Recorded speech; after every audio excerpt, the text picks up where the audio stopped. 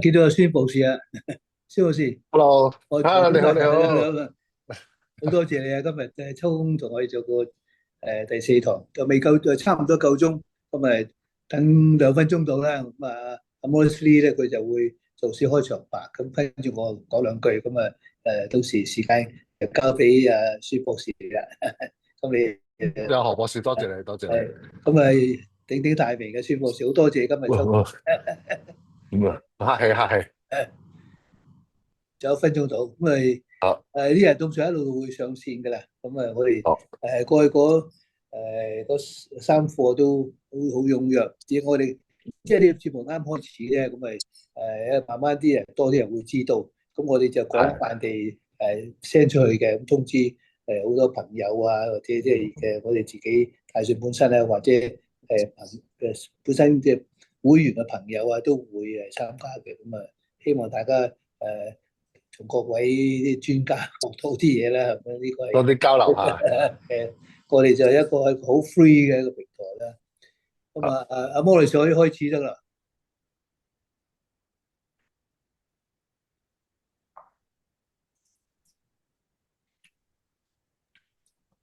大家好，歡迎大家參加大信慈善基金會信心學堂線上講座系列第四堂。我哋好榮幸請到明心醫療集團創辦人孫耀燦藥劑師，現在有請大信基金主席何忠泰博士講兩句支持。有請何博士。哦，唔該，就非常之歡迎啊，孫博士今日能夠抽空同我哋講一課非常重要嘅課程。咁我哋今次係第四堂啦。我哋都係請啲各行業、各個專業嘅行業咧，同我講唔同嘅題目嘅。咁咪好難得今日請到阿孫博士，佢喺佢行內咧就非常之有名嘅。咁我哋都非常多謝佢能夠抽空嚟用佢寶貴時間咧，同我哋講一課。咁啊，佢過去好成功啦，咁啊而家就更加高升，即係發展得非常之好。佢明心醫療集團咧，佢係創辦人啦，咁啊即係我哋都好多人都聽過呢個大名㗎啦。咁我就唔阻大家多個時間啦。咁希望大家用心聽聽孫博士嘅講課啦。咁請阿好，孫博士。好啊，多謝何博士啊，多謝多謝多謝你嘅誇獎。我今日同大家咧輕鬆地咁樣係分享一下用藥嘅一些 tips 啦，咁樣咧作為一個藥劑師，咁就其實咧大家都好多同事咧，我知道好多同學咧朋友咧都喺外國讀完書翻嚟，咁啊外國咧就都好清楚藥劑師係做咩噶啦。咁香港咧都比較起步係慢一啲嘅，咁但係咧就而家周街周巷啊，屈臣氏啊、萬寧啊、醫院啊，咁大家都見到好多藥劑師喺度工作咁樣。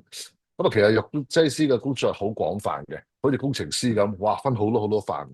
不過咧，我哋今日講嘅藥精明嘅題目咧，就係一啲好誒深入淺出好簡單咁樣同大家講一下一啲日常大家用藥嘅一啲可能諗過又唔知點解，可能諗都冇諗過嘅常識啦，咁樣啦吓。咁我係咪控制到呢個 PowerPoint 嘅咧？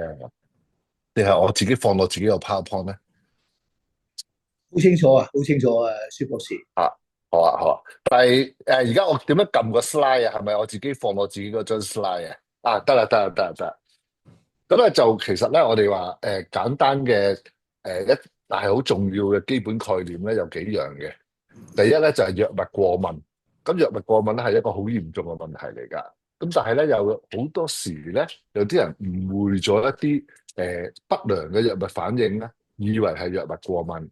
咁咧就譬如最近香港大學都做過一個好重要嘅，全世界都好少做誒嘅近幾十年都冇做過嘅，就係一啲藥物過敏反應咧，就話其實好多人被標籤咗係對盤尼西林過敏。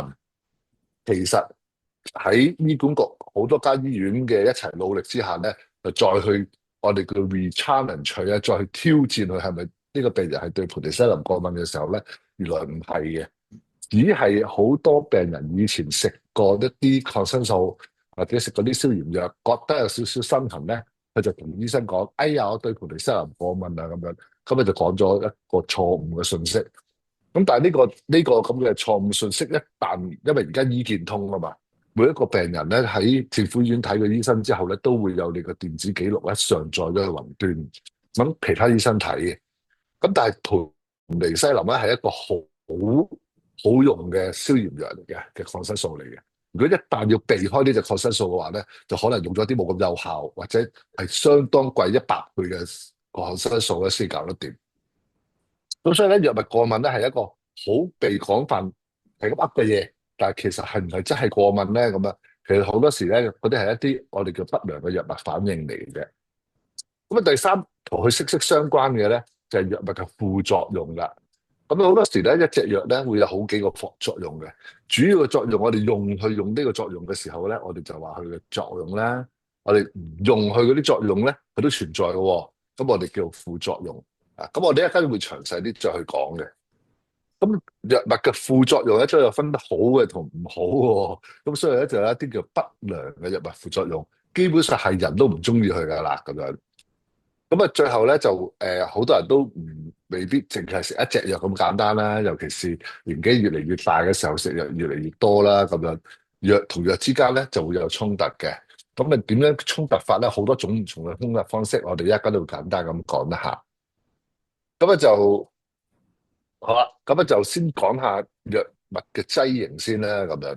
咁我哋就話藥劑師，藥劑師點解叫藥劑師咧？就唔敢叫藥師咧，咁樣。咁其實藥咧就所有讀醫療嘅朋友咧都會讀噶啦，喺大學裏邊。咁啊，醫生啊、護士啊咁樣都會讀藥嘅。咁點解藥劑又零零舍舍咁特別咧？藥劑咧咁就係因為咧，全世界咧只有一種醫療人員咧係會將啲藥由一啲粉狀或者有啲水而變成一粒粒我哋吞到落肚嘅藥丸或者藥針或者貼啊。即係話，如果冇藥劑師呢種人嘅話咧，我哋拎住啲藥咧係入唔到個身體嘅啊。所以就係要將佢轉化為一種劑型啊。咁劑型好多種㗎喎。嗱，我哋講口服嘅劑型咧，大家通常食藥都會見過㗎啦。有啲好似途中呢啲咁樣淨嘅藥丸，冇糖衣，冇任何嘢包住嘅。咁又有見到呢啲咁樣嘅咧，好似麥提沙啊、朱古力啊咁樣咧，就有啲 coating 嘅。咁我哋成日話啦，藥劑師會做一樣嘢咧，會做一個劑型咧，都有佢嘅原因嘅。咁點解要做一浸衣咁保護住佢咧？咁啊，我都即係講啦，保護佢啦咁樣，就係因為有啲藥咧係好容易氧化嘅，好容易被潮濕咧就去整壞佢嘅，俾濕氣整壞佢嘅。咁啊，所以我哋要做啲嘢去包住佢。咁仲有一啲咧，就有啲藥係相當之苦嘅，苦到你入唔到口嘅，啊入都推返出嚟嘅。咁所以我哋有時要做啲衣去包住佢。咁以前咧好中意用糖衣嘅。而家就覺得，哎呀，糖唔好食咁多啦，咁樣糖就貴啊，咁樣又唔好啊，咁所以而家咧就用啲薄膜，咁係一啲好似膠咁樣嘅物質嚟嘅，啲不過就唔驚嘅，啊，好輕好輕份量嘅啫。咁仲有一啲藥丸咧，就我哋唔想佢一食咗入身體裏邊即刻放咗出嚟嘅，我哋想去慢慢放出嚟，因為咧以前好多藥咧一日食4次、5次、6次嘅，咁你成日都唔記得咗食啊嘛，有限時限後去食啊嘛。咁所以咧，而家越嚟越多藥咧，就係希望一日食一粒就夠噶啦，咁樣。咁但係講就容易啊，但係唔係一定做到嘅。所以咧，大家都會發覺有啲藥咧，硬係都要仲係要食幾次。咁佢可能一定做唔到，而做佢出嚟嗰個成本太高，值得咁做咁樣咯。其實想好快喎，譬如嗰啲藥水點咁，一食即刻要盡快吸收嘅咁樣。咁啊，呢啲都有嘅。有啲利丸啊，咁你上去拍可以發揮作用。咁啊，就仲有啲保濟丸咁樣咧，原本都一粒粒粒細細粒嘅，咁啊西藥就比較少啲嘅嚇，但係中藥就比較多啲嚇。咁啊，仲有啲喉糖啦，咁喉糖咧就係主要都係胃喉唔舒服去食嘅啦咁樣。有啲人嚟醫院咧擺喺脷底嘅就心臟病啦咁樣咧嚇。咁啊，可能我哋見到係膠囊嚟嘅喎，炸彈嚟嘅。膠囊兩種嘅，一種咧就軟嘅膠囊，軟嘅膠囊咧，大家見到好多時魚油丸咁樣啦。一粒粒麥塔沙嘅魚油丸咁樣睇到通透嘅。另一種嘅硬膠囊，硬膠囊咧基本上一種嘅咧就係搣得開嘅，一個頭大啲，一個頭細啲，掹開咧裏邊啲粉就倒晒出嚟㗎啦咁。咁點解要做硬膠囊咧？要將啲藥品入落硬膠囊裏面，將佢做藥丸咧咁兩大原因嘅，一就容易膠囊比較吞啲，二咧佢有啲藥咧係好打藥丸嘅，因為其實打藥丸咧，如果大家最常見啦，必理痛咁樣啦嚇，你見到一粒藥丸，其實佢話俾你知500mg嘅，但係如果你攞個稱下去咧，就唔止500mg嘅喎。咁其實因為佢裏邊仲有好多其他嘢嘅，咁主要當然其中一個主要嘅製造粒藥丸嘅嘢咧，就係麵粉啦嚇。咁除咗麵粉之外，仲有好多嘢嘅。咁但係佢就連做呢樣嘢都艱難，所以咧就不如簡單啲啦，用個膠囊入住佢就算數啦咁樣咯。咁啊，仲有啲藥粉嘅嚇，直情係做咩都做唔到啊！發覺就咁粉嘅啫，咁佢又唔係好苦嘅，所以咧吞都容易吞嘅咁樣咯。咁啊有啲 granules 咧，即係粒粒米咁樣咧啊，咁啊有時嗰啲通大便藥啊，咁啊唔同嘅嘢，唔同嘅原因嘅，咁咧係乜嘢款式都齊晒嘅。咁啊，我哋通常做藥嘅時候咧，就做最方便嗰個款啊，又最經濟嗰個款式咁樣啦。咁啊，唔好失咗個藥效，就呢個係大前提啦。咁我哋下一張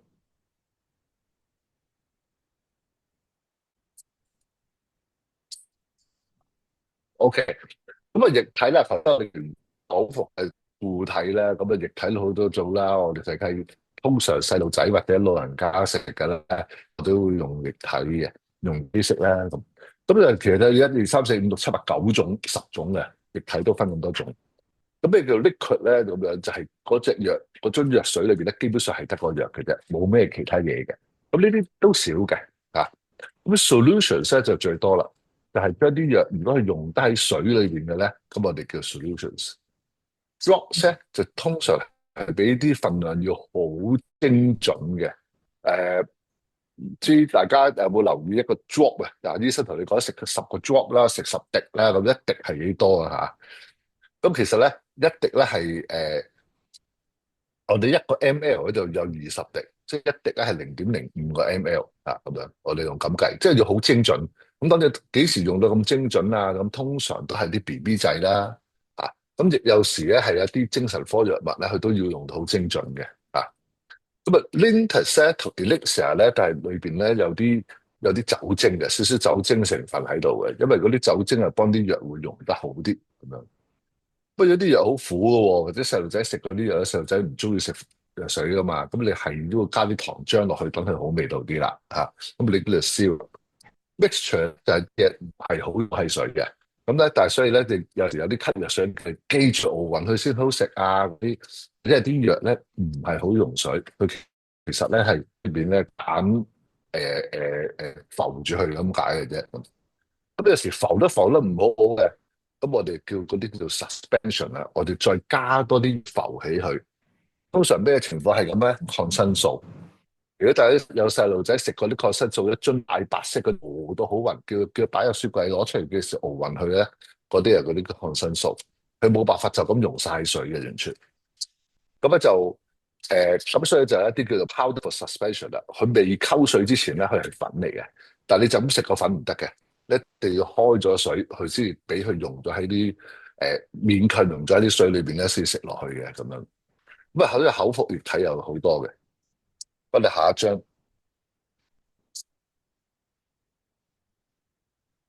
咁咧就外用啦。咁我哋講完口服啊，講下外用啦。咁啊，大家唔知有冇留意屋企如果好多藥膏嘅話咧，有陣時見到有一啲咧好結嘅，有啲咧好稀嘅，但係通常都係奶白色啊、白色啊咁樣啦嚇。但係有啲咧就好啫喱形狀嘅，咁都有原因嘅。點解要三大款藥膏咧？咁樣就係睇下嗰樣嘢咧係溶唔溶得喺個水度溶得好唔好，同埋咧你嗰個傷口係濕嘅傷口啊，定係乾嘅傷口？啊，呢個嘢咧就好多其他同事咧都未必會明白嘅。有藥膏咪搽咯咁樣，有時甚至乎有啲醫生咧都未必好了解嘅，佢淨係知道啊，我用邊隻藥就好啦。咁佢又唔知道原來市場上邊咧係可能係得 cream 一個軟膏，或者淨係得安眠一個油膏，佢要轉第二隻藥咧，先至可能有軟膏，或者調翻轉頭要轉咗第二個藥先有油膏咁樣嘅。咁其實咧，一個簡單嘅道理咧，就係話我哋皮膚咧，如果係好嘅話咧，佢就冇病啦。有病嘅時候咧，皮膚咧就一定係唔係你見到咁靚嘅。佢一係咧就乾到起晒毛咁樣，一係咧就濕咗一個爛嘅傷口咁樣嘅。咁一個大嘅原則咧，就係話一個濕嘅傷口咧，我哋要搽翻乾佢，等佢去翻一個平常皮膚咁嘅狀態。一個好乾嘅傷口，乾到巢晒皮嘅咧，我哋要搽翻潤翻去，等佢咧又去翻我哋啲皮咁靚嘅狀態。咁點樣可以搽翻乾佢，或者搽翻濕去咧？咁啊，大家做個實驗咧就知嘅啦。你話我張 A4 紙出嚟，一邊咧就搽啲水落去，一邊就搽啲油落去，擺喺冷氣房裏邊吹咗佢幾個鐘頭之後咧，你就見到噶啦。搽水呢地方咧，成張紙都脆咗嘅。因為咧水喺蒸發嘅時候咧，會帶埋張紙上面嘅水分走。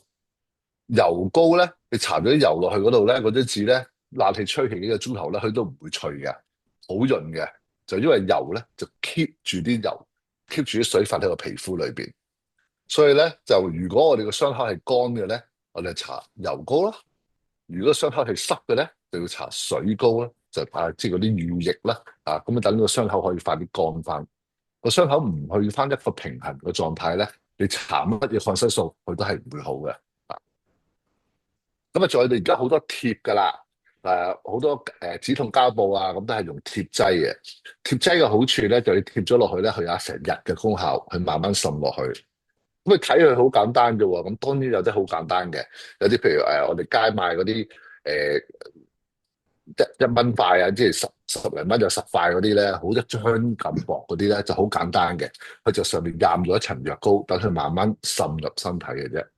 但係有啲咧，你見到有啲好勁嘅止痛藥啦，即係希望大家都唔需要用嗰啲咧，就有啲嗎啡類嗰啲咧，嗰啲咧厚啲嘅，有成個5蚊銀咁厚嘅，佢裏邊咧其實成個水塘喺度嘅，佢好多層喺裏邊，一層過一層，一層過一層咁樣，好似一個水閘咁樣咧。就等啲藥咧可以慢慢滲入身體裏邊，控制到佢一日嘅時間，有啲甚至乎一個星期，慢慢俾佢放出嚟嘅藥膏都有嘅。咁啊，呢啲個最大嘅好處就係方便咯，唔使成日都係去搽啦，搽到隻手污糟咁樣。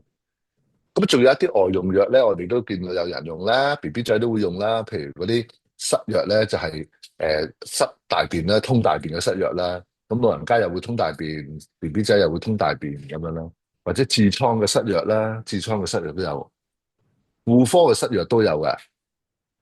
有陣時啲陰道發炎啊，或者啲婦科病啊，咁都會用啲婦科嘅塞嘅藥咧，就等佢局部發生作用。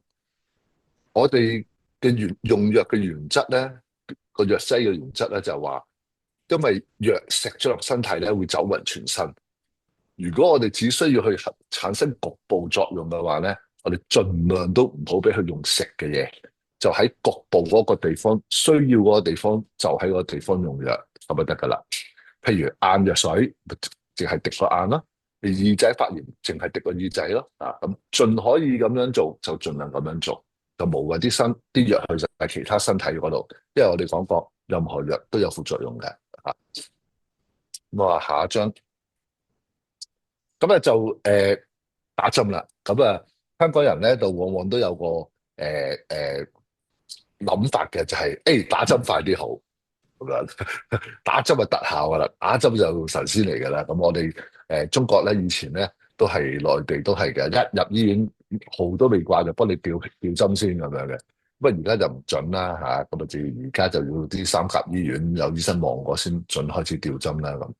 咁香港咧，其實過去10零年咧都少咗好多喺診所裏邊一入去打針嘅啦，都少咗嘅啦。咁其實打針其中一個，尤其是有幾多種先啦嚇。打針我哋主要分4大種啦嚇。第一種係 intramuscular 咧，即係打肌肉嗰度打針啦嚇，打入個肌肉嗰度。第二種咧 subcutaneous 就打喺皮下嘅，即係嗰層皮膚嘅啱啱下邊嗰度。第三種咧就 IV 啦，我哋所謂吊針啦，即係入到身體裏邊啦。咁啊，第四種嘅 intradermal 咧，即係嗰啲美容嗰啲用得多啲嘅，係個隆起去啊，咁樣呢啲就用得多啲。咁啊就打針嘅好處係咪快啲好咧？咁係快啲嘅，不過快幾多咧？我極其量咧快唔到30分鐘嘅啊。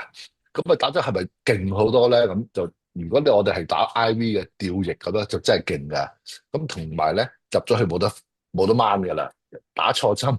打死人咧就係呢啲啊，即係打錯咗入去，你食藥食錯咗，你可以幫佢洗胃。如果你打靜脈注射啦 intravenous 打咗入去咧，掹都冇得掹嘅啦，因為佢1分鐘已經走人全身啊。咁所以打針咧係一個當唔可以食藥，口服有啲身體太弱啦，連食藥都食唔到，或者食極都嘔翻出嚟嘅時候咧，咁咧就醫生可能會選擇幫佢打針咯咁樣。咁當然仲有啲情況咧，就係根本冇口服藥，冇其他嘅辦法嘅，只係得針劑嘅啫。好少嘅藥係咁嘅，但係有嘅。咁嗰啲就只能夠打針啦，咁樣咯。所以打針就係咪快啲好咧？快少少啦，咁樣。咁啊，下一張。咁啊，仲有啲咧就吸劑，咁同頭先講嘅道理係一樣嘅啫。如果我哋氣管發炎，譬如哮喘咁嚟計，或者有啲長期嘅氣管疾病嘅，我哋根本盡量都唔好俾佢食藥，因為我只係想佢條氣管鬆翻啫嘛。咁啊，所以我哋有好多類型唔同嘅吸劑咧，俾啲病人用嘅。咁邊一個吸劑係最好啊？咁其實有陣時咧就係一個藥咧係得一種吸劑嘅啫，好多時都係。但係有陣時一個藥會有2種吸劑嘅。咁吸劑就分開3大類咧，一類咧就係粉嚟嘅，吸啲粉入去，啲好微細嘅粉。第二種咧就吸啲氣體落去，其實個氣體咧本身咧係一啲壓縮咗嘅氣體嚟嘅，就變咗好似水咁樣。但係當你 release 佢出個大氣層嘅時候，佢即刻變咗做好似霧化咗咁樣啦。第三種咧係就係吸一啲好微細嘅粉入去咁樣，水入去咁樣啦。咁唔同嘅吸劑都係有佢嘅原因啦。主要嘅原因咧就好深奧噶啦，就係工程師一定識噶，即係我哋叫做氣體動力學啊 aerodynamic 啊，咁啊，所以有啲咧就係要個病人自己主動咁啜入去嘅，咁有啲咧就唔可以啜入去嘅，喺呢個 chamber 裏邊等個病人咧可以慢慢呼吸、慢慢唞氣咁樣去吸入去嘅。因為可以想像到嘅，有個病人如果係哮喘好嚴重嘅話咧，佢扯到吸唔到氣嘅話咧，你要吸粉入去，佢根本吸唔到。所以咧就我哋要用一啲霧化劑咧嚟俾佢吸落去。所以咧就吸劑主要2種藥嘅啫，一種咧就係舒張氣管嘅，另外一種咧就穩定氣管嘅。咁至於個 delivery 嗰個用藥嗰個途徑咧，就睇個藥嘅本身咯。咁呢個係好多藥廠咧，就係大家去競爭啫，唔係競爭嗰個藥效有幾好，而係競爭喺嗰個 delivery 個方法，即係點樣令到藥入到你個氣管，而唔係留咗喺個口腔嗰度。呢個係一個方法，但係即係點解呢個藥太輕咧，佢變咗佢飄到周圍都係，佢根本俾你吸唔到入去。太重咧就喺晒個口嗰度，喺晒條脷嗰度。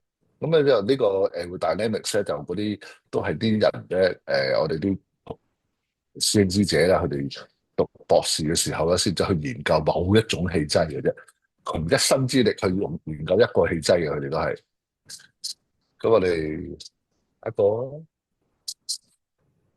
咁有啲神話喎，你頭先解釋咗一個啦，油膏係唔係強過乳液嘅咧？安民係咪 powerful 啲嘅咧？咁咧就唔係咁樣嘅，因為其實主要上咧就係因為如果你皮膚個傷口係乾嘅話咧，就要搽油膏；個傷口係濕嘅咧，就搽乳液。咁膠囊係咪勁啲咧？特效藥咧咁就係講過啦，其實冇呢件咁嘅事嘅，純粹邊個方法係容易啲做呢個製劑出嚟咧，我哋就用個方法去做噶啦，咁樣。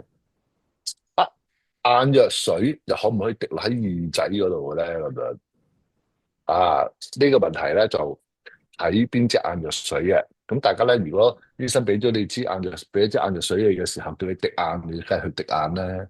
如果你耳，就梗係滴耳啦。但有陣時你可能會見到個盒嗰度寫住 eye ear drops 嘅，即係滴眼又得，滴耳又得。咁其實咧，呢個就係製劑嘅問題。乜嘢水可以滴入隻眼咧？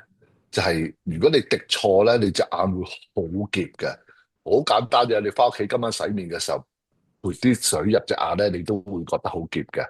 啊，鹼水就更加澀添啦嚇。咁咧就係因為我哋眼又好，耳又好咧，我哋有個 osmolality 啊，嗰個 pH 酸鹼度嘅問題。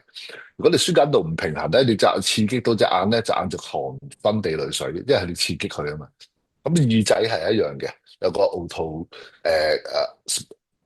osmolality 咧，就係一樣耳仔你咁灌水入去咧，佢都係唔舒服嘅。咁而家就但硬水仲有另外一樣嘢咧，就硬水必須係 sterile 嘅，即係完全消咗毒嘅，完全無菌嘅。咁耳水就唔需要啦嚇。咁好啦，我哋頭先話有啲藥咧，我哋可以延長功效嘅，一日食一粒就夠噶啦，或者12個小時食一粒就夠噶啦。咁呢啲藥可唔可以咬碎嘅咧？啊，可唔可以嚼爛佢嘅咧？可唔可以揼碎去食嘅咧？因為譬如我哋做好多老人院，做好多老人家嘅，咁我有好多老人家有吞咽困難嘅，或者甚至乎插咗鼻喉、插咗胃喉噶啦咁樣。咁啊有陣時醫生都會俾啲modify release 嘅藥丸去食嘅咁樣。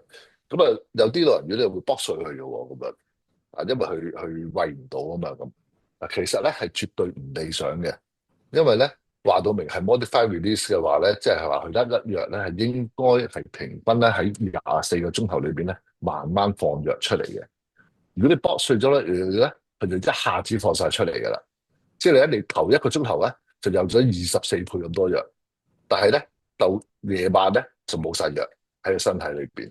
咁嚴重可以造成中毒啦，最輕都會造成冇咗藥效啦。即係你朝頭早有藥，夜晚冇藥啊嘛，變咗一下。咁呢個係唔理想嘅。咁啊，我有時見到有啲咁嘅情況，我都會同翻醫生講：啊，醫生，啊病人去吞咽困難嘅喎，佢唔可以成粒藥丸吞嘅喎，咁樣。咁有時醫生咧未必記得嘅，因為佢可能上次睇到病人嘅時候係1年前，佢冇乜問題。咁佢一路冇翻去覆診咯，因為老人院啊嘛，咁啊係咁攞藥啊嘛。譬如醫管局咁一次攞6個月、9個月藥㗎嘛，咁佢唔知道。咁都有時有啲咁嘅情況。好啦。有啲朋友話我食素喎，你啲膠囊或者嗰啲魚油丸，呢啲膠囊外邊嗰陣嘢係嗰啲魚油嗰啲 gelatin 嚟噶嘛，即係都係有啲魚嘅成分喺度噶嘛，咁怕唔怕㗎？咁樣我食素唔可以食呢啲嘢嘅喎，咁當然有信教嘅人有好多諗法啦咁。但係而家咧個世界上咧，事實咧係有一啲膠囊咧係完全係人工做嘅，冇動物嘅成分喺裏邊嘅咁樣咯。咁都可以要求啦咁。咁但係如果真係冇嘅話咧，咁如果係好守戒律嘅，咁就可以同醫生商量下啦。咁就冇第二個方法啦，咁樣咯嚇。有一個好啊，跟住落嚟一個好具爭議性嘅問題，藥過咗期係咪唔可以食咧咁？就呢個問題咧，就我哋咧就話見人講人話，見鬼講鬼話啦。咁啊，你問我自己，坦白嚟講咧，如果我要食一隻藥，我冇起手上嚟咧，過期我都會食嘅。過期係咩意思咧？兩種情況嘅啫。99%嘅情況過期嘅藥咧，即係話佢失咗嗰個原本嗰個100%嘅效力。一個藥點樣過期，或點樣定嗰個過期日子咧？咁其實咧就睇下你嘅藥做出嚟嘅時候啊，係跟邊一本藥典啊。譬如我哋香港好多時都會跟英國藥典嘅咁英國藥典咧就睇個藥啦。譬如 A 藥咁，佢可能就話呢個藥咧嗰個有效啊。咩叫有效咧？就係佢有95至到105% of 佢嘅藥嘅成分喺裏邊。即係話100mg 咧，我就容許你粒藥有95mg 或者105mg，你得翻90mg 咧，我就話你呢個藥唔合格噶啦。咁點樣定個過期日子咧？就係我哋會做啲測試啦。有2種測試咧，就做擺你個藥喺度擺3年咁樣睇，每個月咧就都係度下去剩翻幾多喺度。點解會無端端冇咗啲咧？因為藥自己會係一個平衡狀態嘅。咁佢隨着有太陽射下去啊，有空氣接觸下去啊，有水分接觸下去咧，佢會流失嘅，佢會 degrade 嘅，因為佢係化學分子嚟噶嘛，啲 chemical 嚟噶嘛，咁 chemical 會含一啲 chemical reactions 嘅。咁而家藥丸裝得好靚，又冇空氣掂到佢，冇水分掂到佢咧，佢個 chemical reactions 咧就比較行得慢好多，但佢都會行嘅，佢唔會永遠靜止喺度嘅。所以咧，佢一路會由100%會跌落去嘅。咁我哋度到佢幾時跌到去95%嘅話咧，咁佢咪叫做 expire 咯。咁啊有個 expire day 嘅情況出現啦。咁其實佢可能跌翻90%，甚至乎80%。咁你話有錢食藥嘅，梗係食最靚嗰隻、最新鮮嗰隻啦，係咪先？但係冇起上嚟嘅，有啲第三世界國家，我哋曾經以前都有試過捐藥行動嘅，譬如大地震啊，或者大水災啊，咁佢哋嗰啲即係唔係我地方好似香港咁幸運，即係香港咧，你可以唔使好多錢，你咩都有。有啲時有啲地方慘起上嚟，佢真係冇藥就冇藥嘅。咁我哋都會捐一啲就嚟過期，甚至乎啱啱過咗期冇幾耐嗰啲嘅藥去俾佢哋。咁唔係話用唔到啊，只得係到佢解咗燃眉之急先啦嚇。90%都好過零啊嘛嚇，即係咁解。咁當然咧，如果有啲藥真係壞咗嘅，嗱壞咗嘅藥咧，其實容易睇嘅，發咗毛啊，你睇都睇到嘅。你見到個面起晒一點點咧，梗係唔好食啦。嗰啲食咗啲冇菌落肚啊嘛咁，but otherwise 嘅話咧，免得過梗係唔好食過期噶啦嚇，即係隔夜飯好唔好食啊咁樣。咁可以就梗係識得餐餐食新鮮啦嚇。如果唔係嘅，擺雪櫃擺咗3日係咪唔食得咧？咁亦都係睇佢有冇壞咯。咁我睇下張 slide 咧。好，咁咧就藥劑師其中一樣咧，即係活到老學到老嘅咧，就係呢個藥物動力學啊 pharmacokinetics。我哋成日話藥點樣可以幫到人嘅身體咧，就係睇呢4樣嘢嘅啫。吸收，如果粒藥你要嗰樣藥根本冇辦法俾你身體吸收嘅話咧，佢幾叻都冇用，都吸收唔到嘅，係咪啊？咁所以話即係你睇股票升到幾多，我都冇去受，升到幾多都唔關我事啦，咁樣一樣道理嘅嚇。好啦，吸收咗之後咧，佢仲要去 distribute 到你個患處嘅，即係話咧，如果我個傷口喺個腳趾尾嘅，我滴啲眼藥水落去，去唔去到腳趾尾咧？我覺得你不停滴住佢都搞唔掂，係嘛？即係你一定要去到個位置。所以咧，尤其是我哋叫 extremities 咧，喺個離開身體越遠嘅地方咧，我哋越需要咧係有辦法弄到去到嗰個地方先得啊。咁產生另一個問題啦，就係我哋頭先講嘅問題。我腳趾尾生粒瘡，我真係食粒藥，係因為經過血管可以帶到去腳趾嗰啲動脈嗰度，滲到入個皮膚嗰度呢粒瘡。但係其他時間咧，我全個身體所有細胞都同佢分享緊呢粒藥嘅。咁呢個咧就係會產生一啲未必我哋想要嘅副作用咯，譬如胃痛啊，或者嘔爛啊呢啲咁嘅副作用咯。咁好啦，咁我哋去得到啦。咁但係因為藥咧唔可以話停留喺我哋身體唔走翻出嚟嘅。如果唔係咧，就叫做慢性中毒，因為聚積喺身體。好多重金屬都係啦，我哋飲有啲嘢話食得多唔好，咁就係因為佢哋有好多有毒嘅嘢殘留喺我哋身體啊嘛，咁樣有隻好出名嘅藥啦嚇，即係大家查睇廣告有講啦，100%無殘留啊，不殘留喺身體咁即係話咧，其實我哋希望啲藥食咗入去，產生咗作用之後咧，就排走噶啦，即係有少少過橋抽板呢個意思啊！你做完工你都走啦咁樣嚇，咁但係其實係因為佢有毒噶所有藥都有毒性嘅凡毒3分甜啊，咁樣就所以 metabolism 咧就係我哋身體咧要消化咗呢隻藥，咁點樣去新陳代謝呢隻藥咧？就靠個肝臟，主要靠個肝臟其他地方都會做新陳代謝嘅，不過主要靠個肝臟。咁大部分嘅藥係做完佢嘅作用之後咧，我哋肝臟會將佢 break down 咗，跟住經過腎排出嚟嘅。咁有少部分藥咧，就唔係喎，有少部分人咧係個肝臟係嗰個新陳代謝太犀利啊，佢嗰個我哋叫 first pass effect，即係話咧過咗肝臟咧拆晒，冇得靜，咁冇得靜咧，你係發揮唔到個心嗰個作用。頭先我講過利底丸咧，嗱呢個係其中一樣嘢啦，就係利底丸咧就係緊急要令個心血管舒緩，俾翻啲血個心臟，如果唔係咧，會心會梗塞會死噶嘛。咁但係利底丸咧嗰隻藥咧，如果我哋食咗落去咧，個肝就拆晒佢嘅，你俾唔到個心噶啦，已經佢經過個胃就去咗個肝。咁所以我哋要擺利底丸，利底咧由血管一食咗落去咧，即刻落翻個心嗰度。咁呢個就唔可以食錯。咁所以咧，新陳代謝咧係一個好重要嘅身體對付藥物嘅一個作用嚟嘅。咁但係呢個作用咧，又往往產生好多問題。其實我哋可以想象就係、想就係點樣咧？就係話，如果我哋有10種唔同嘅藥入去個身體，每一隻藥都要個肝臟去做呢個新陳代謝嘅時候，你可以想象係100條鎖匙去爭緊10個鎖匙窿，個個都想插入個鎖匙窿嗰度。咁或者好似早幾日啦，內地人嚟香港逼爆咗我哋口岸咁樣，上房都上唔到，俾錢都俾唔到，個道理係一樣嘅啫。你同一時間食10幾廿粒藥入去咧，你一定影響身體嘅新陳代謝。咁有陣時咧，一種藥咧就會霸晒啲位，就冇位俾第啲人去做啊。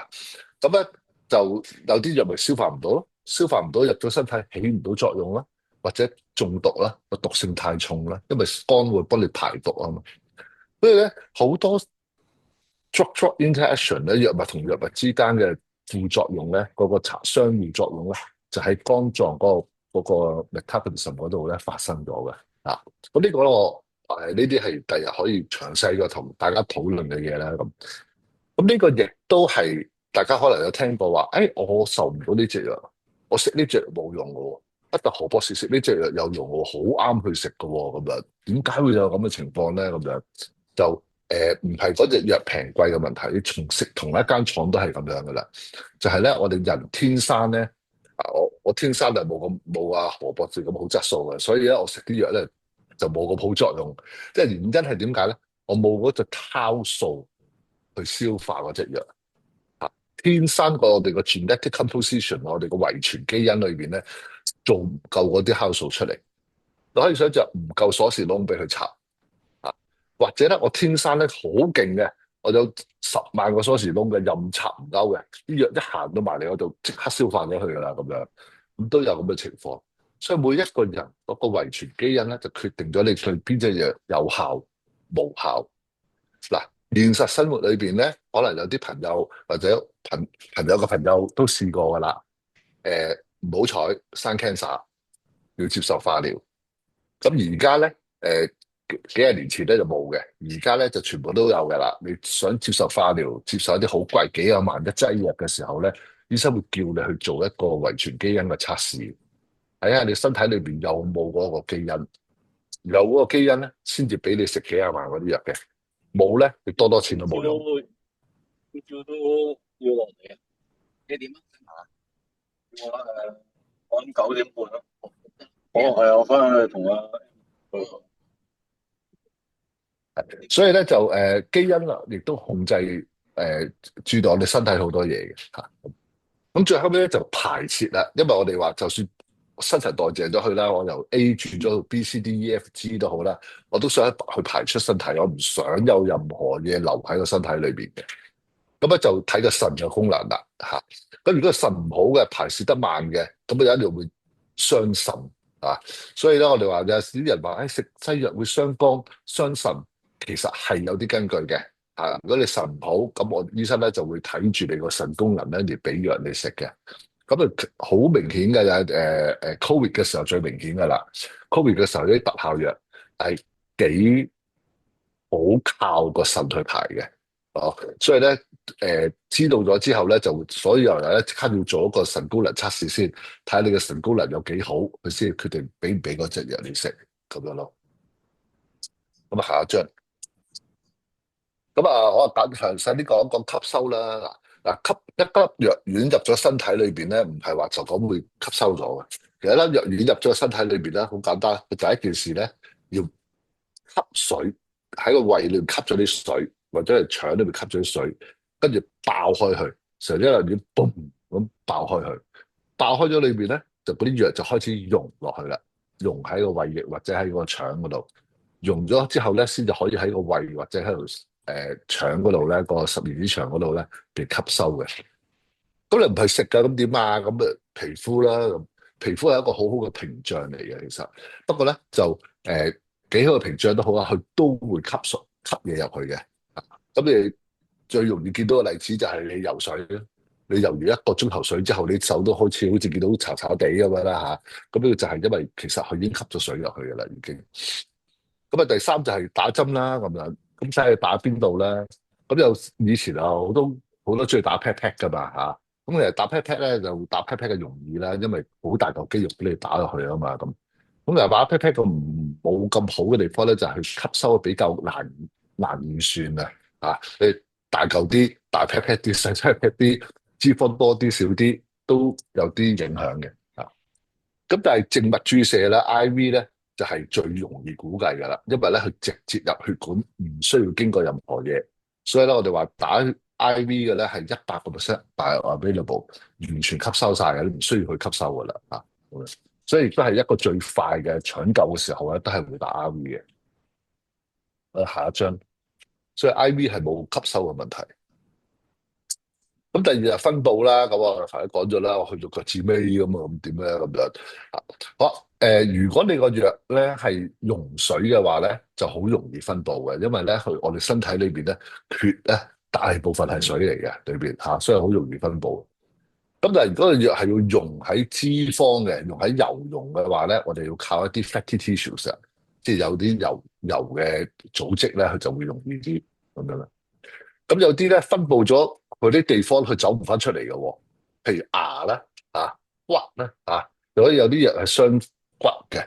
咁有啲傷牙嘅咧，而家都知道㗎啦。幾十年前嘅時候咧，唔係好清楚嘅時候咧，如果大家留意身邊有啲60、70歲嘅人咧，牙黃晒嘅，咁嗰啲人咧就係因為細個嘅時候咧未清楚，咁醫生就俾咗四環素，好多細路仔食。咁咧，但係入咗啲四環素入咗身體，去咗牙嗰度，佢流唔翻出嚟，佢啲鈣嗰度流唔翻出嚟。咁啊，iodine咧，碘咧就會聚積咗喺嗰個 thyroid 喺個甲狀腺嗰度出唔翻嚟啦。咁呢啲係有用又好又唔好嘅喎。大家我記得20年前沙士嘅時候，啲人搶 iodine 搶鹽就係咧嗰時話驚佢傷到嗰個甲狀腺啊嘛，咁樣即係咁或者有啲核事故跟泄漏咁呢啲咧我是專家咧咁，有啲都會食一啲同位素嘅 iodine 咧去保護住嗰個甲狀腺咁樣。咁下一張新陳代謝咧就係話令到嗰個藥冇咁毒性啦，或者令佢 activate 咗佢啦。咁我哋頭先講過啦，啲 enzymes 嗰啲 cytochrome enzyme CYPs 咁呢度影響好多藥嘅副作用咁樣。咁而靠肝臟消化嘅藥咧，其實係好多好多嘅。咁但係有好多藥咧係真係好傷肝嘅。咁其中酒精啦咁樣咁當然飲少少咁，好多醫生都會話冇乜所謂㗎啦。咁樣少少都冇乜所謂啦，唔好一瓶一瓶咁樣飲啦咁樣。因為飲得酒多咧就會肝硬化啦，肝發炎啦咁樣，甚至乎會影響我哋嗰個肝同個胃之間個 portal circulation 啦咁樣。咁其實一隻藥咧，大家都會食過㗎啦，好常通街都買到嘅就係必理痛但係必理痛一千幾百個牌子啦咁。其實必理痛係好毒嘅好好嘅藥，但係咧佢個傷肝係傷得好犀利嘅。有啲人傻更更咁就走去自殺，咁佢就走去無端端攞啲必理痛成樽咁倒落去，咁就好大件事㗎，因為咧佢燒壞咗個肝咧，係基本上係翻唔到轉頭咁樣咯，就好痛苦啊，好痛苦，千祈唔好制大家。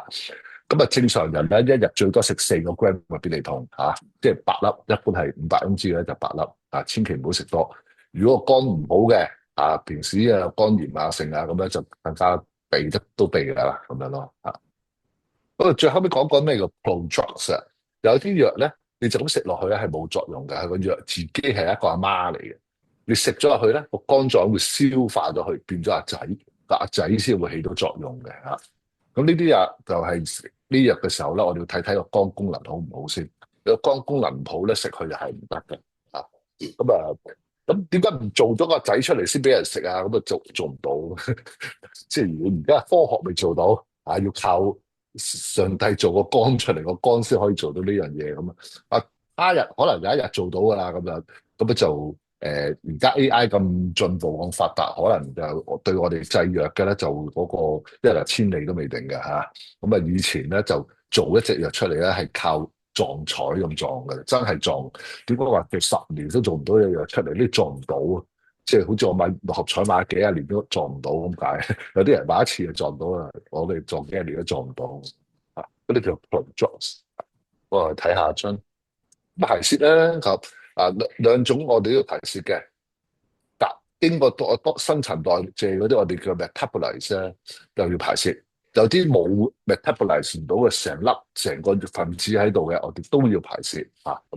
排泄主要係靠小便，咁當然汗都係會排泄啦。但係你可以想象咧，除非我哋個人係哇運動到出晒成身汗嘅啫，如果唔係咧，就其實都好少嘅份量係。咁口水都會啦，咁就係啦，除非你不停咁流口水嘅啫嚇，眼淚啊，即係經過身體任何會分泌出嚟嘅水，都會有排泄到我哋啲藥走嘅。咁大便都有水喺裏邊啦嚇，所以就嗰時我哋有啲人如果佢發覺佢食咗藥，好似有啲唔係幾好嘅作用咧，咁我哋醫生咧都會幫佢做個小便嘅測試啦，睇睇佢個腎功能好唔好啦咁樣。咁如果藥殘留喺身體，就容易形成中毒啦咁樣嚇，即係就咁樣啦。下一張。咁食藥嘅目的啊，大家都我食藥梗係醫病啦咁。咁有啲食藥又唔係醫病嘅喎，譬如你感冒，即係我哋成日都話感冒邊有得醫㗎咁，但係感冒會食藥嘅喎，咁啊譬如止痛藥啊、退燒藥啊咁樣，其實咧係叫舒緩個症狀嘅。咁糖尿血壓有冇得醫啊？咁嗱，就係一個好奇怪嘅問題，亦都有一個好奇怪嘅答案咧，就係話糖尿血壓係冇得醫嘅，不過你可以控制啊。咁我哋食糖尿藥就係控制個血糖個飄忽唔好太犀利，食血壓藥咧就控制個血壓，等佢唔好飆到去爆血管咁解嘅啫。咁佢原則上係冇醫好過你個病嘅，佢不過可以控制住啊。咁仲有一啲係預防啦，直情係預防，譬如阿司匹靈等啲血管通啲唔好有凝血咁樣，咁你預防疾病。疫苗嗰個預防疾病咁啊，所以咧食藥咧唔係淨係醫病嘅，就可以預防、可以舒緩、可以控制個病情咁樣咯。呢啲係食藥嘅目的啊。咁我哋下一張。咁幾時食藥好啊？咁樣如果係純粹我哋舒緩嘅，咁樣就係需要嘅時候先食啦，同埋止痛藥啊，咁就冇乜事啊。平時唔係不停咁痛嘅，就唔好不停咁食住啦，咁樣。有邊啲係需要食完一個療程啊？咁樣最常聽到嘅就係抗生素啦，咁樣。咁至於抗生素嘅療程係幾耐咧？就因藥而異嘅，亦都因人而異嘅，因病情而異嘅。所以咧，醫生咧就會知道你應該係要食幾多日咧，就估計就會好噶啦，咁樣。咁當然有啲嚴重嘅喺醫院裏邊瞓咗喺度咧，咁醫生都係斷幾日睇睇嘅咋，睇你清晒未嘅咋，有啲要攞銀去驗下睇你清晒未啊，咁樣嘅，佢先至會決定停定唔停。咁當然咧，如果出現一個嚴重嘅副作用咧，就要轉藥咯，咁有啲長期食嘅藥啦，咁樣即係長血壓、糖尿、精神科咁樣呢啲比較上咧，都係會盡量都長期去控制住個病情啦。咁當然咧，有時我哋都有啲病人咧係已經老到一個點，或者個病情差到個點咧，係食咩藥都冇用嘅。咁有時咧，啲老人科醫生咧都會同屋企人商量，不如我哋都盡量停咗一啲係好打緊嘅藥啦。咁因為咧你食得藥太多咧，佢令到肝臟繼續差落去啦，都係冇乜益嘅咁樣。咁另外一種精神科藥就係譬如我哋講嘅叫做腦退化症啦咁樣。我哋而家即係呢個老人痴呆啊、腦退化症咧，都暫時都係冇得醫嘅啊！我哋暫時藥都係咁，都係到一個點差到一個點嘅時候，食都冇用嘅時候咧，醫生都會建議停咗佢噶啦咁樣咯嚇。咁希望就係咧，AI 可以令到他日我哋可以早啲揾到啲藥醫到個腦退化症啦嚇。咁但係而家就仲爭一步咧，就係腦退化症嘅形成咧，個成因咧都係未清楚。所以當未清楚嘅時候咧，就樣藥都係只能夠試咯。咁啊唔知試幾耐。咁有啲我哋都想長期食嘅，就係抗膽固醇啦、通血管嘅藥啦。因為如果爆血管咧就好論盡嘅。我成日都講笑咁講啦，同朋友食飯我話死我唔怕，我最驚爆血管。咁就好論盡啊。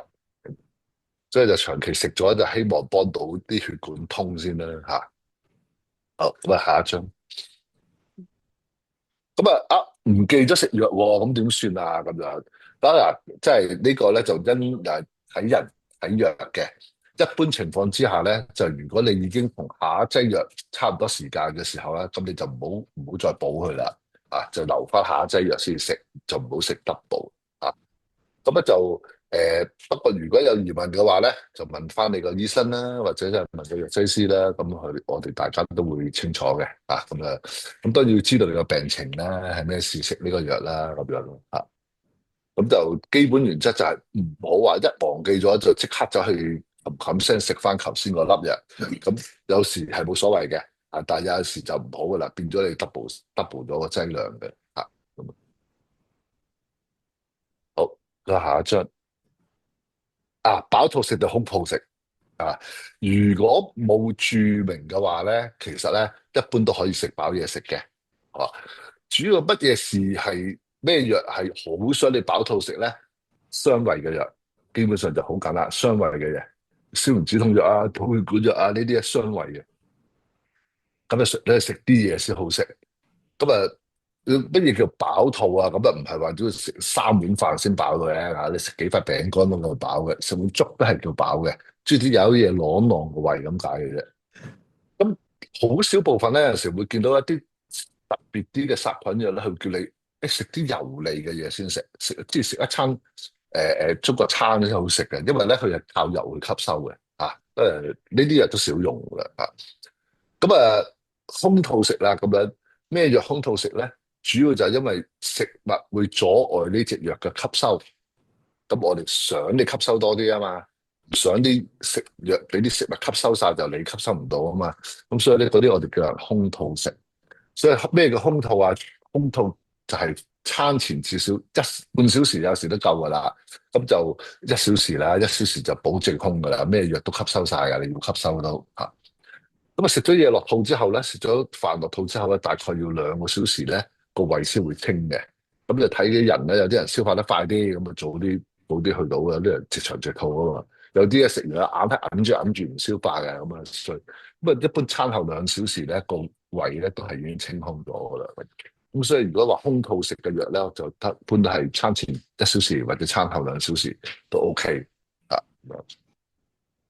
咁下一張。吞服、咬碎服嘅含服咧咁樣如果冇特別注明嘅咧，吞一杯滾水，凍滾水啊、暖水啊咁樣吞咗落去咁樣有啲真係必定要吞嘅，唔可以有啲人咧，我哋見到有啲人食藥咧好得意喎，佢唔係吞，係擺喺個口嗰度，一啖口水咁吞咗落去，咁有啲就死火啦。有啲藥都冇乜所謂，但係如果嗰粒藥係燒喉嚨嘅話咧，譬如甲丸咧，有啲食去水丸嘅人會食甲丸咧，甲唔過嘅人夠嘅人會食甲丸咧，或者有啲補骨丸咧咁樣。呢啲嘢咧，如果近咗喺個喉嚨嗰度咧，會燒爛個喉嚨嘅。所以咧，穩陣起見，我哋都叫人你揾半杯水、1杯水暖水吞晒佢落去啦。咁因為唔係個個吞都吞得好好嘅，後生嘅多數冇問題咧。有啲長者咧吞咽有困難嘅咧，就都係飲1杯水，坐喺個人坐直去，企直去，唔好瞓低喺度食咁樣咯。口說服咧，就係一般啲藥咧，我哋係需要喺個胃裏邊咧產生作用嘅。譬如嗰啲制酸劑啊、中和胃酸嗰啲胃藥啊，咁我哋叫它咬碎去食啦，咁啊，佢可以做到中和胃酸嘅作用咯。含服嘅咧比較少嘅，多數都係喉糖嚟噶啦，即係等個喉嚨舒服啲咁嘅啫。離底丸啦，離底丸就等佢我哋唔使經過個肝臟去消化啦，即刻可以入到血管去到個心臟啊咁樣。所以每種唔同嘅方法咧，都會註明咗嘅。如果冇特別註明嘅話咧，就可以吞服噶啦。下一張，好，不良嘅藥物反應咧就好常見嘅有幾種。第一度咧叫我哋嘅體位性嘅低血壓 postural hypotension， 即係咧踎低起身見頭暈嗰隻啦，瞓喺度唔好即刻彈起身啊咁樣，一彈起身成個人好暈啊，或者有啲人落車都係噶，你揸車坐車揸完一個鐘頭落車啊，停咗個車一趌起身出車嘅時候有啲暈嗰啲咧，你可能係已經有一啲，多數都係有啲食咗藥有啲唔係幾好嘅反應。咁呢啲咧就要話翻俾醫生知啦。我點解而家轉咗啲藥之後有啲咁嘅作用咧？我真係以前就冇嘅喎，呢排次次朝頭早起身落地又話會咁，踎低起身又係會咁樣。你嗰個 posture 改變得好緊要啦，佢就暈嘅話咧，就係有呢個問題，啲血去唔到個腦啊。咁有啲藥咧就食完之後係咁咳嘅。係咁咳嘅，咁你係要話翻俾醫生知咧，有啲血壓藥咧係會咁樣嘅。中國人尤其是係鬼佬冇咁犀利嘅，有啲中國人一食咗某一隻血壓藥咧，我哋叫 ACI 咧，佢就會有呢啲嘅反應嘅啦。咁多數醫生都會幫你轉第二隻藥嘅，除非真係你真係冇辦法轉勻六大類血壓藥，你都係冇一隻控制到，係要呢隻控制得到嘅話咧。咁醫生要同佢解釋，咁你忍受下啦，你接受下呢個乾咳啦，因為咳下就冇咁咳噶啦咁樣咯。咁有時搭下喉糖啦，飲下啲熱水啊，搭下熱水啊，會好啲咁樣咯。有啲藥咧，我哋話好傷胃噶，呢隻藥就一定要食飽嘢先好食啊，咁樣亦有唔少呢啲咁嘅消炎止痛藥咧，就係要有咁樣。最嚴重啦，有啲最常見啦，亦都係就昏昏欲睡啦，會 drowsy 會 dizzy 咁樣啦我哋話譬如我自己嚟計啦，我食唔到傷風藥嘅，或者一食傷風藥咧，我2-3日個人都暈暈頓頓嘅，揸唔到車嘅。咁你而家係法例嚟㗎啦，即係醫生同藥劑師咧，如果有俾藥一個病人食，嗰隻藥係會令到佢揸車會暈暈頓頓嘅咧，我必須要話俾佢知，如果唔係犯法嘅因為有好多變咗係藥駕，即係食咗藥去揸車。咁咧就如果可以嘅話咧，就留翻夜晚瞓覺之前食啦。咁但係瞓覺之前食都要小心嘅喎，有啲男士咧夜晚一晚起幾次身嘅喎咁嗰啲佢起身去廁所都會跌到嘅喎咁所以都係要商量嘅如果食啲昏昏欲睡嘅藥咧，會眼瞓嘅藥咧，都係要同翻醫生商量下同翻藥劑師講咧，有咩辦法咁樣啦咁有啲嘢食咗會肚屙嘅。OK，咁咧就抗生素好常見啦，咁樣記住就係如果肚屙嘅時候咧，可能你平時有食緊瀉藥嘅，就停咗啲瀉藥去啦即係有時醫生冇咁好仔細嘅叫你講㗎，你成日見到人院裏邊咧有啲甚至都係嘅，我唔理嘅，醫生叫咗佢食瀉藥，繼續俾瀉藥，佢而家食咗抗生素肚屙嘅，肚屙又去肚屙，繼續食瀉藥，根本搞唔掂嘅。咁就其實呢個比較 common sense 嘅啫。即係如果有啲藥令到你肚屙咧，你唔好再食瀉藥啦。咁樣咁就係啦。有咩疑問啦，咁都係可以同翻醫護人士去詢問下啦。咁樣我哋再睇下下一張儲存啦。咁大家都知噶啦，一個基本原則唔好俾細路仔攞到啲藥。第二個基本原則冇寫落去嘅就係，如果屋企有啲失智嘅老人家，你都唔好俾佢攞到啲藥。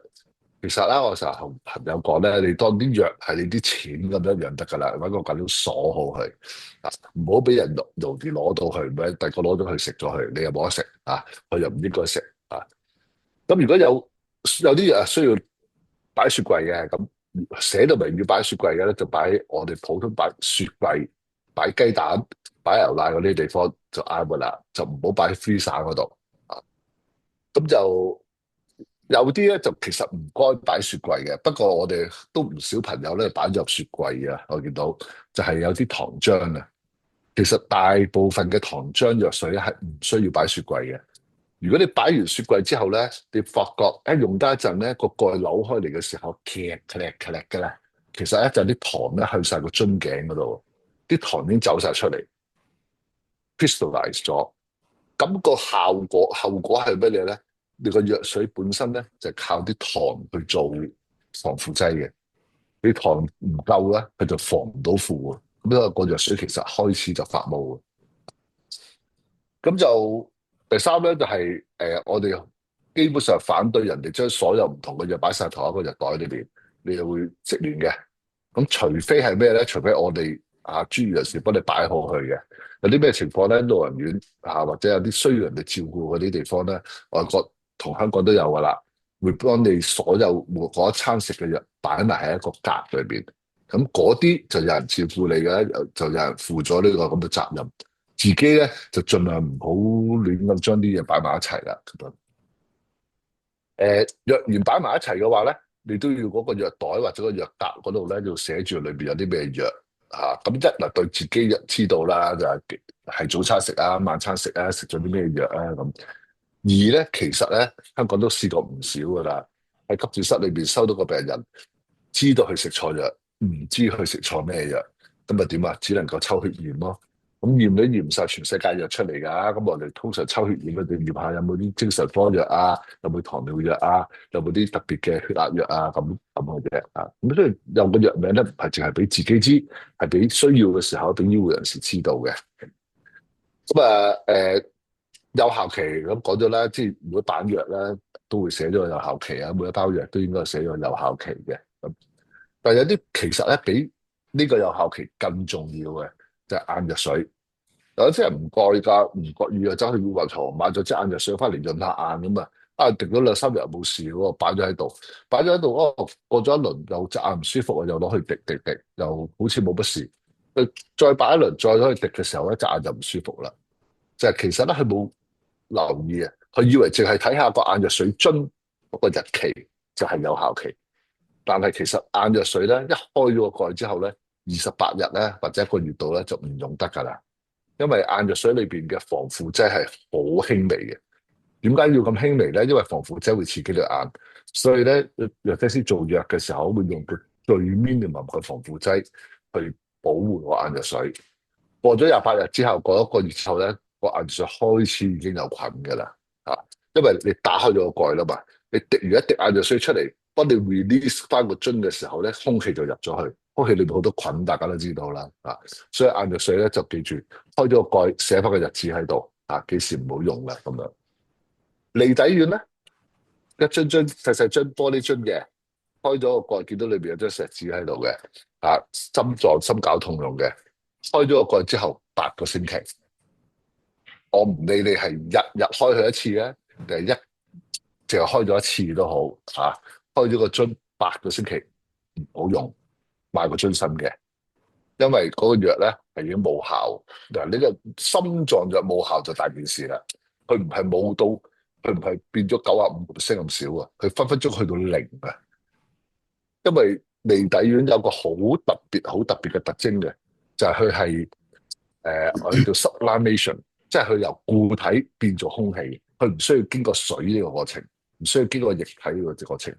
咁佢遇到空氣之後咧，佢直情會將個藥咧由固體變咗個空氣排咗出去，所以咧就係你唔會見到離底丸個樽裏邊有棉花球嘅。以前我哋好耐之前啦，有啲藥裏邊個樽有棉花球，你唔會見到嘅，因為離底丸你如果裏邊有棉花球，重大件事，佢將離底丸嗰個成分咧吸晒個棉花球裏邊，咁你就冇晒噶啦。所以離底丸咧開咗蓋之後8個星期就要抌噶啦，唔用得。好，咁下一張。咁老人家用藥咧，一個原則嘅啫。第一就盡量避免佢有啲不良嘅副作用嘅，就譬如眼瞓。我哋見到我哋最初做老人院嘅時候咧，就見到最多呢啲問題，因為佢可能一個人睇緊5個唔同嘅醫生，個個醫生都加啲藥俾佢食，傷風、皮膚痕。感冒呢啲最常見㗎啦。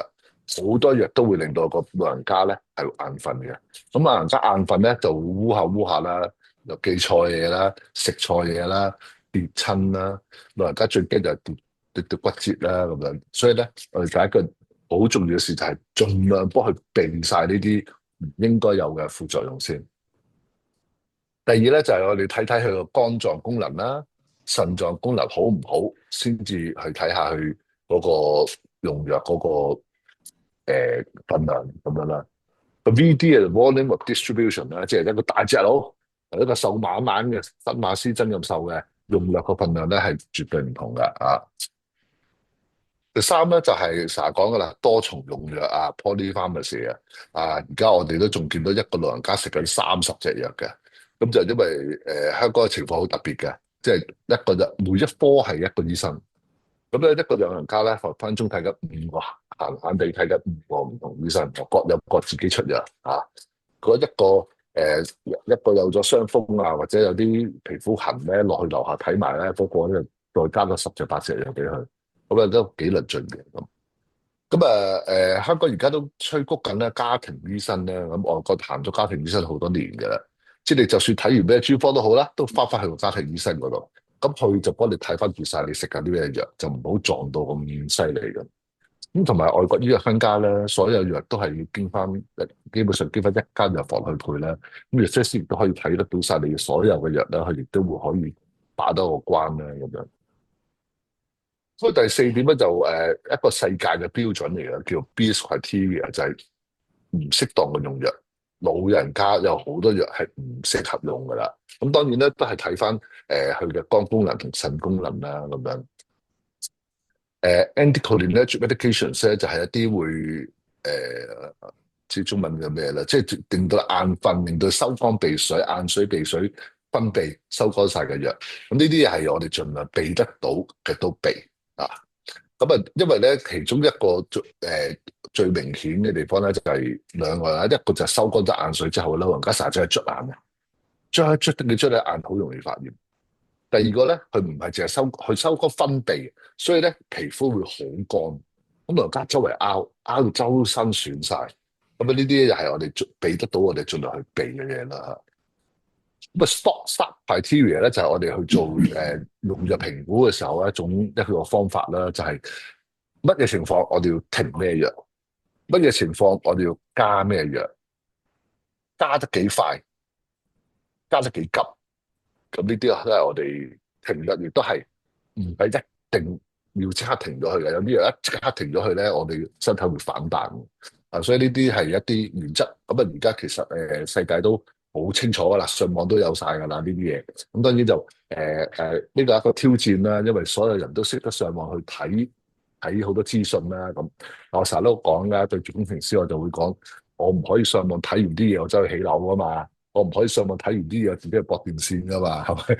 咁所以咧，就算睇完網都好啦，睇完都好啦，都同翻醫生或者先商量一下點樣用藥咯嚇。同埋網上嘅資訊咧五花八門都唔知邊啲係有幾真，或者自己理解咧個情況係點？Prescribing cascade 咧又係一個好論盡嘅嘢嚟嘅，就係發生咩情況？當一個人睇幾個唔同醫生，或者睇一個醫生佢自己已經唔知道點算好啦嘅時候咧，就係話我俾咗藥你食，你又話俾我知皮膚好痕，咁我俾多2個藥膏你搽完之後，你個皮膚又開始爛，咁就不停咁去用一樣嘢去補一樣嘢，去補一樣嘢，好似一個傷口貼咗10塊唔同嘅膠布咁樣。呢個 prescribing cascade。咁其實咧我哋就會調翻轉頭抽絲剝繭咁，其實陳醫生係停咗嗰隻藥咧，你後邊都6隻藥都唔使用噶啦咁樣。咁呢個咧就有時當局者迷嘅，就唔係話我哋叻過去，只係咧往往都係啊。就係有一次我自己流鼻血都會嚇死自己，但我見到人流鼻血我好穩陣，我好穩陣㗎，我好穩定㗎，唔使驚冇事咁。即係人往往都係咁嚇，民醫不自醫啊。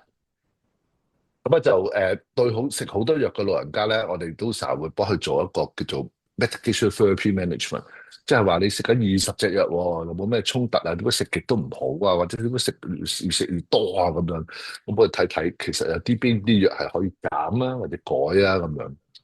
咁 medication review 咧就係話，我當我改完你藥、減完你藥之後咧，再睇下你之後嗰1個月、2個月、3個月個身體個情況係咪好咗，定係唔啱咗嚇？咁因為講真，即係幾叻都好啦，身體係一個好複雜嘅機器嚟嘅。OK，有邊個人絕對係食呢隻藥有用，嗰隻藥冇用咧？唔係咁容易知嘅。嗱，外國會好啲嘅，美國係全世界比較上最先進嘅地方嚟㗎，食藥嚇。即係美國咧就有啲長期疾病，即係香港咧，我哋話驗下你有冇個基因啦嚇，咁就都幾貴啊，閒閒地1萬幾千啦去驗嗰樣嘢都。但係美國咧其實已經做到好平嘅。美國咧如果你話做一個 general 嘅驗血測試咧，係講緊幾百蚊美金，佢就可以知道你所有基本上常見嘅血壓、心臟、糖尿嗰啲咁嘅病咧，邊隻藥對你最有效，邊隻藥冇乜效，咁你可以醫生就對住個報告咧，就可以更加精準咁樣咧，我哋叫 precision medicine 咧，精準咁樣去用藥俾你，就唔使嘥，唔使試。香港都係講真就個專家都係試嘅咋，即係冇做呢個啊嘛，冇遺傳基因嗰個我哋嗰個 genome 去俾我哋睇啊嘛，咁樣嚇。咁香港未興咁而家連個 cancer 都驗1萬幾千，外國好平嘅已經做到。呢個係一門生意嚟嘅嚇，即係中國應該開始要做下呢樣嘢嚇。10幾億人用藥都唔得了。好，咁就應該係咪我哋講晒啲 slide 咧？應該係最後一張嘅嚇。好，大家嗱今日我哋簡單分享啦，大家有冇咩意見啊？有冇咩想同我傾下？可以開咪。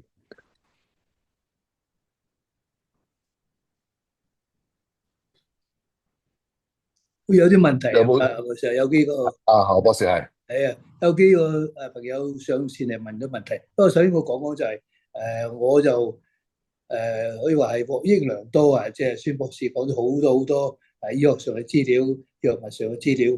因為其實一個人咧，我都唔相信有人會成世人都唔需要用藥或者食藥或者搽藥嘅。咁所以就呢個知識係非常之重要。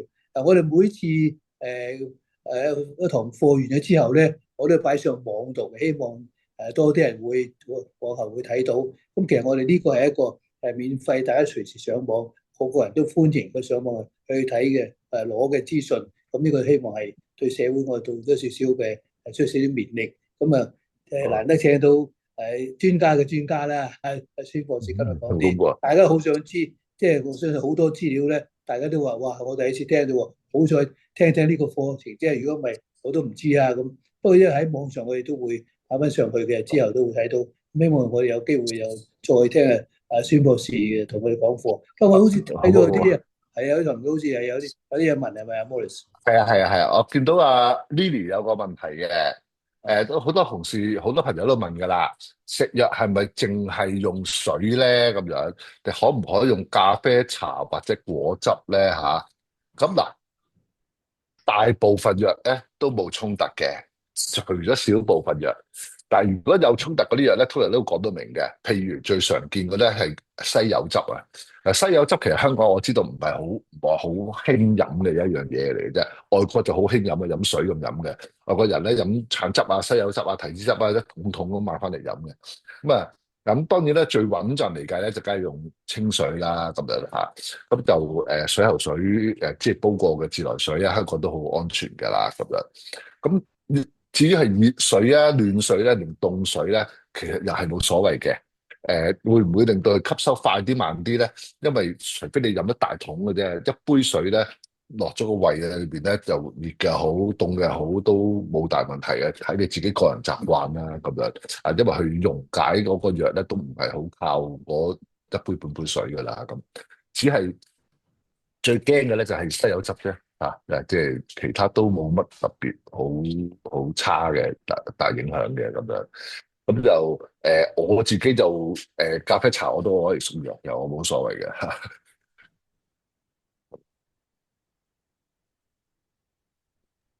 如果解唔解答到你嗰啲係，sorry，如果其他參加者咧想問問題嘅話咧，可以打喺聊天嗰度嘅信息啦，又或者喺回應功能裏面有個舉手嘅，舉咗手之後咧，我哋就可以開翻個咪俾你問問題。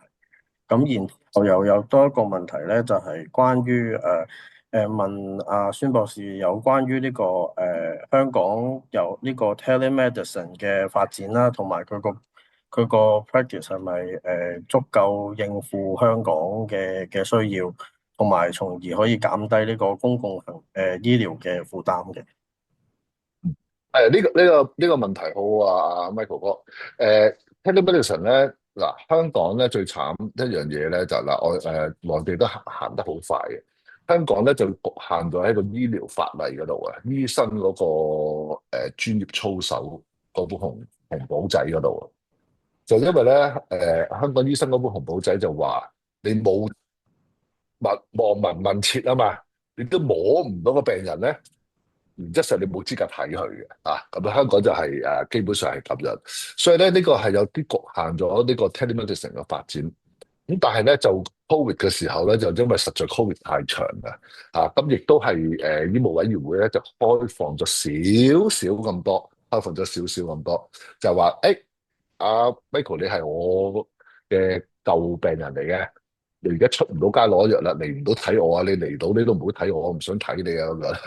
咁佢咧就可以重複俾翻個 prescription 你，或者佢喺個視像上面見到你你咳兩聲喎，咁我知道你食緊咩血壓藥、心臟藥，咁我俾翻啲藥你咁樣。佢而家局限到咁樣，暫時就嚟到咁樣。咁其實公家醫院都有做一輪嘅，咁但係咧就都唔係好普遍，因為咧就發覺咧嗰個電腦個配合要好犀利啦，即係公家醫院可能抌咗幾千萬落去整咗一套嘢啫，伯伯屋企冇噶嘛，係咪？咁佢睇唔到你個血壓，又度唔到咁多嘢，又唔知咁多情況，所以咧係有啲困難。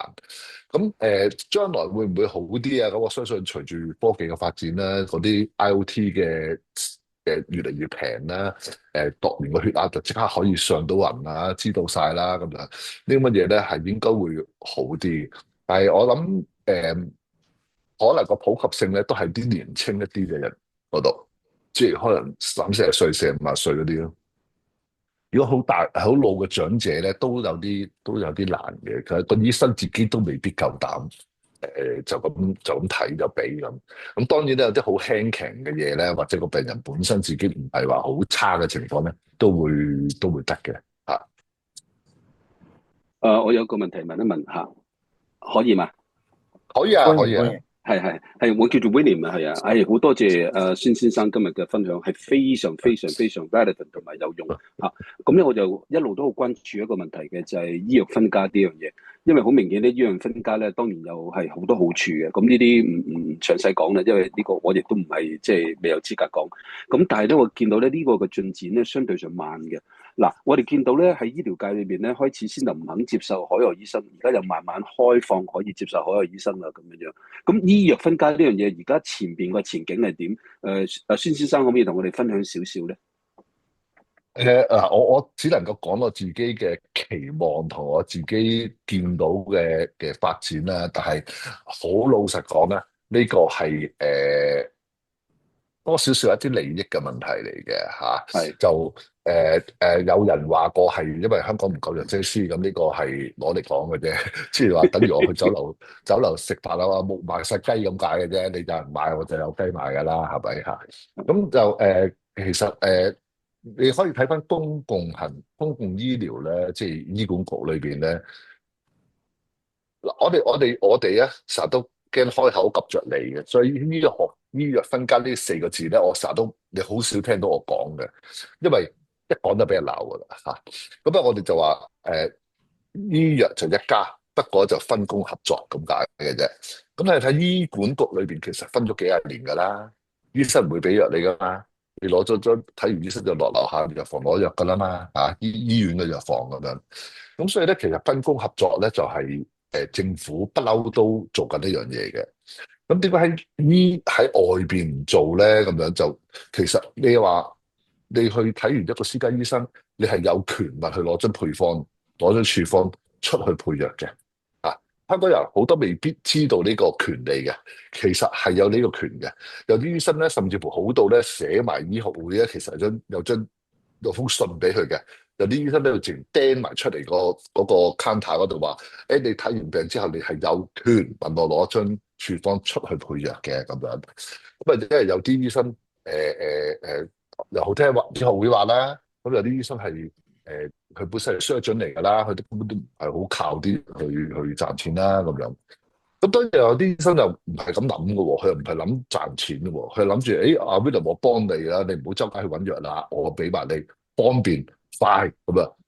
甚至乎亦有啲情況咧係有機會平啲添咁樣。咁但係我覺得政府係冇話禁止呢個選擇嘅，選擇權喺個病人度嘅。至於個病人同個醫生個關係，或者個醫生自己中唔中意，佢覺得點樣好咧？咁呢個就係私人市場裏邊去一個大家去中意食呢間茶餐廳，你中意食西餐咁，我自己嘅選擇嚟嘅啫咁。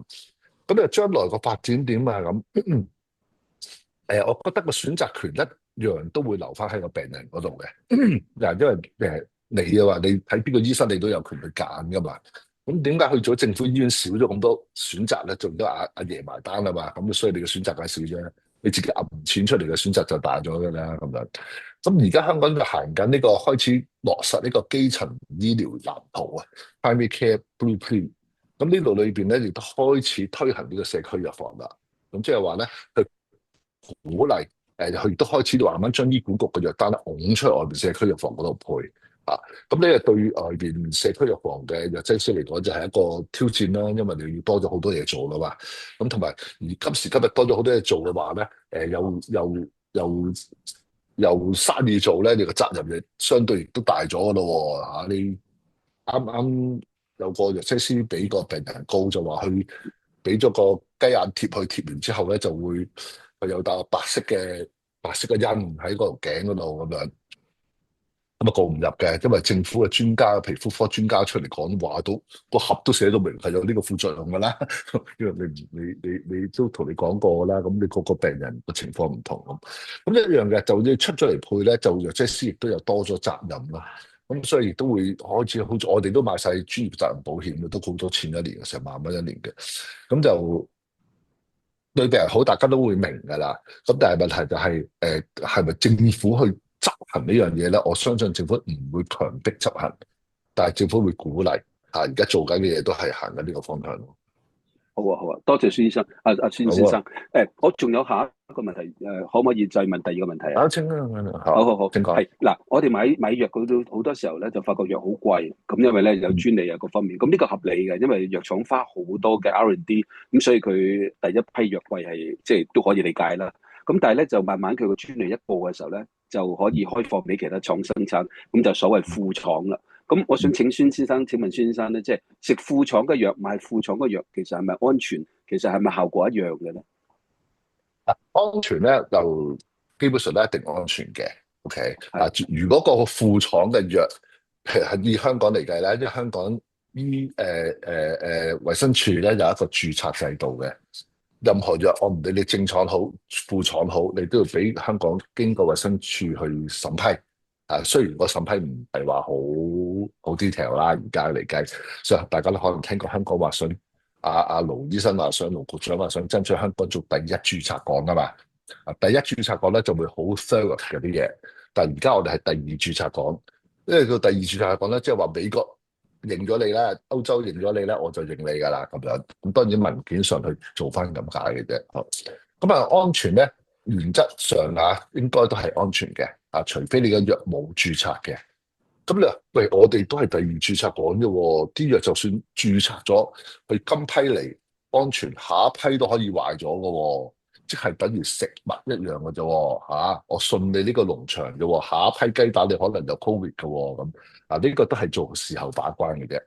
咁但係佢嘅安全咧，就原則上係安全嘅，效力係唔係叫一樣咧？咁樣嗱，呢個就冇絕對保證，不過一路都講緊呢件事嘅，醫管局咧就對大部分嘅藥咧都有做一個我哋叫 BABE 嘅嗰個測試嘅，叫做 bioavailability 同 bioequivalence 嘅測試，即係話你要同原廠藥咧係基本上係一樣。咩叫基本啊？又係翻頭先嗰樣嘢，有95至105。OK，你冇理由要人100%嘅，冇嘅，呢個世界冇100%嘅。啊，咁啊即係話咧，係基本上係一樣有咁有效嘅。咁但係如果嗰隻藥喺香港現時嘅情況下，醫管局冇用佢嘅話咧，呢個就冇保證噶啦喎。因為咧外邊咧就唔會嘥咁多錢去同你做一個測試嚟決定入唔入呢支藥嘅，因為呢個係商業決定嚟嘅。咁除非嗰間廠點解要做咧？就係我想做 J tender 啊嘛。醫管局一買1000萬喎，咁我做10萬冇所謂啊。但如果淨係阿盧醫生你買5000蚊就叫我做幾萬蚊，咁我做唔過啊嘛，咁樣嚇。咁所以呢個都係商業決定嚟嘅。而家大部分藥咧，如果係講緊啲世界性嘅大廠咧，都唔差嘅，唔差嘅。好多謝同埋孫先生。仲有一樣嘢就係因為香港我哋係入咗 PICS 啊，入咗呢個好似歐盟組織咁嘅嘢一個團體啦嚇，所以嚟香港賣俾香港嘅藥咧，必須都係要呢個組織嘅藥嚟嘅。咁呢個組織個 standard 咧係高過晒 WHO 好多好多嘅，咁所以原則上咧都係有效噶啦。多謝。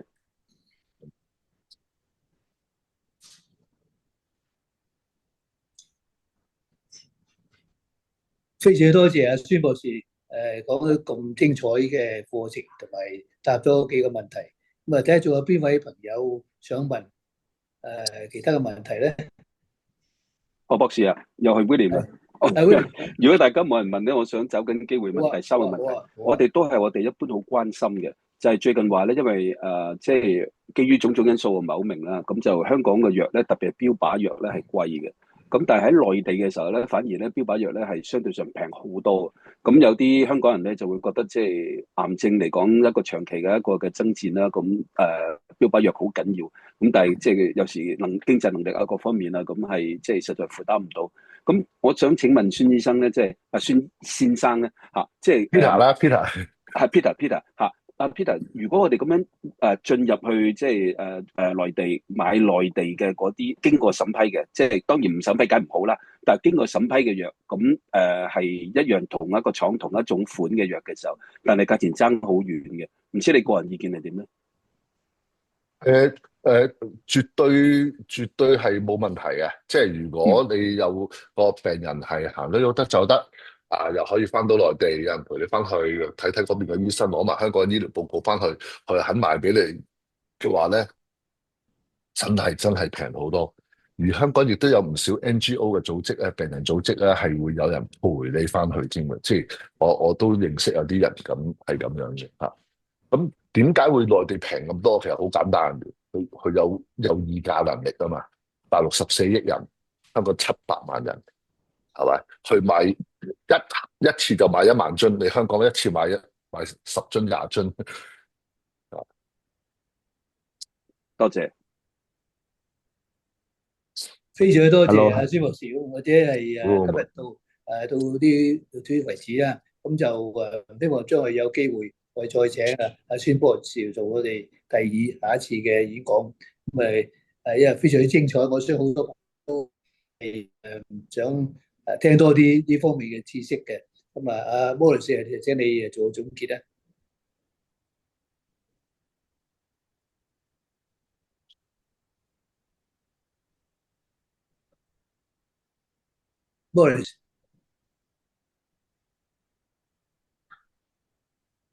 Morris， 係，sorry，喂，聽唔聽到？係喺呢度再聽唔到。唔好意思，啱啱應該窒咗。多謝晒阿孫博士今次嘅分享，同埋就係解答咗我哋好多嘅疑問。咁亦都多謝今次各位嘅出席者嘅支持。我哋下個月咧就將會喺第5課咧就將會喺6月3號嘅。咁下一次咧嘅題目就係關於兩會分享嘅，就邀請咗前運房局局長同埋呢個全國人大代表陳帆教授工程師，同埋立法會議員阿黃錦輝教授工程師，兩位咧就同我哋分享兩會精神嘅。咁再一次多謝阿孫博士同我哋分享，同埋大家嘅出席。今次嘅第4課咧就圓滿結束，多謝晒咁多位。多謝各位，多謝大信基金，多謝 Peter，多謝晒，多謝 Peter，多謝晒，多謝，thank you。好，拜拜。